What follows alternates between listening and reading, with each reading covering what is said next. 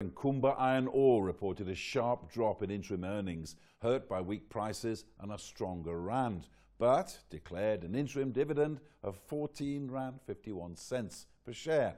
CNBC Africa's Rofhiwa Madzena spoke to Themba Mkhwanazi, the CEO of Kumba Iron Ore. I mean, our approach to dividends has always been a discretionary policy. What we are doing now is not necessarily entirely different from what we've done. What we've done now is given our shareholders clarity in terms of the revised policy of between 50 and 75%. And I think what's key here is that we have a much a stronger confidence in our ability in terms of our performance and what we've been delivering over the last 18 months or so. But also we have confidence as well in terms of our strategy going forward. The other element of the dividend as well is really around giving our shareholders clarity and certainty as how we see, capital allocation, particularly from a balance sheet flexibility. And hence, therefore, we believe that this revised policy should give more clarity and certainty to our shareholders. I think something that Kumba can be very proud of is the safety with the operations. And I want you to take us through how you've been able to continuously improve on the safety levels and really the strategy that you've put in place there. It's clearly a value for us that everybody should return home in the manner that they came in.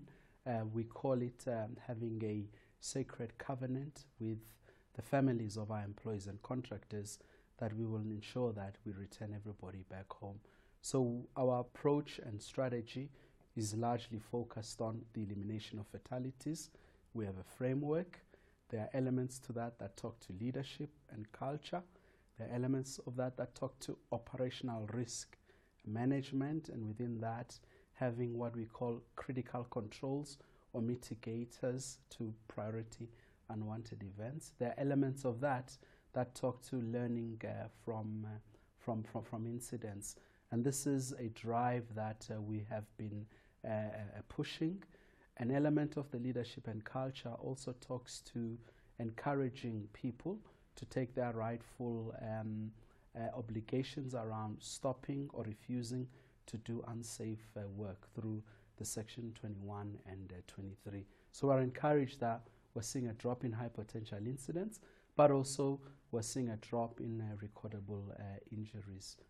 Something that you spoke about quite significantly during your presentation is the role that technology has played in improving operations and productivity. Talk us through Kumba's strategy here. So we see technology as being a key enabler to safety improvement, but also to productivity improvement. And again, we have been on this journey at looking at what is our drive from a technology perspective. The primary fundamental driver is around how do we improve how we mine, so it's very much focused around how do we help the operator improve in terms of the mining. So again, we look at current available technologies and how we can actually implement them and implement them faster into our operations.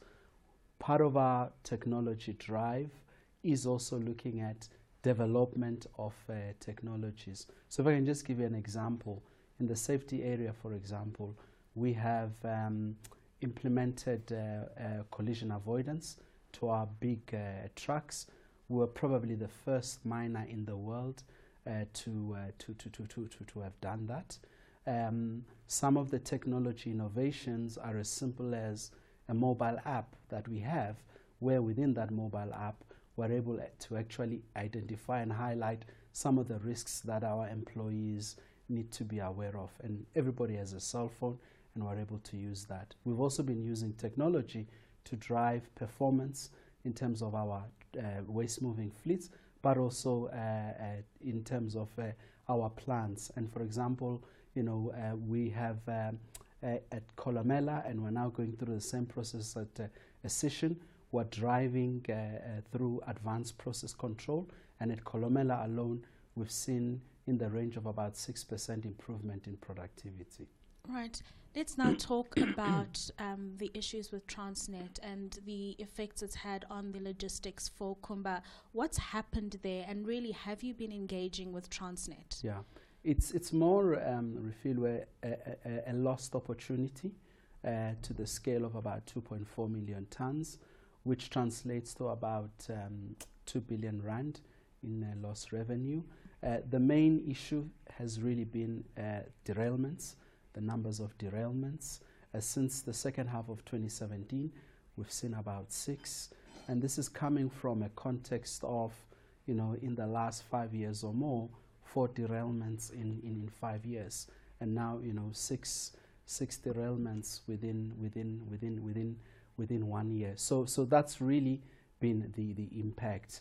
In addition to that, there has been some challenges with ongoing system capability in terms of some breakdowns for various reasons. So that has been the concern with Transnet.